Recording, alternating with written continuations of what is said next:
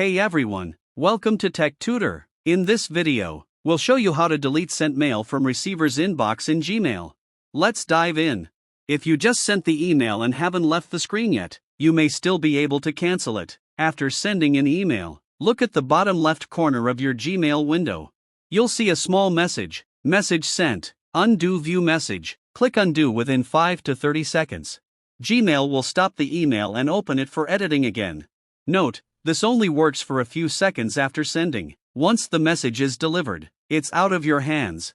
Extend Undo Send Time. Open Gmail on a computer.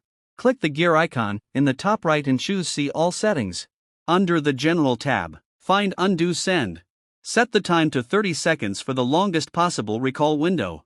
Scroll down and click Save Changes. This gives you more time to react before your email goes out for good.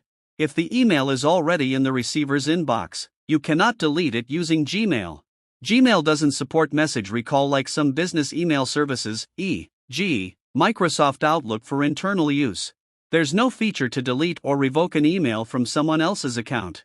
If you found this video helpful, please like, share, and subscribe to my channel for more practical tips. Thanks for watching.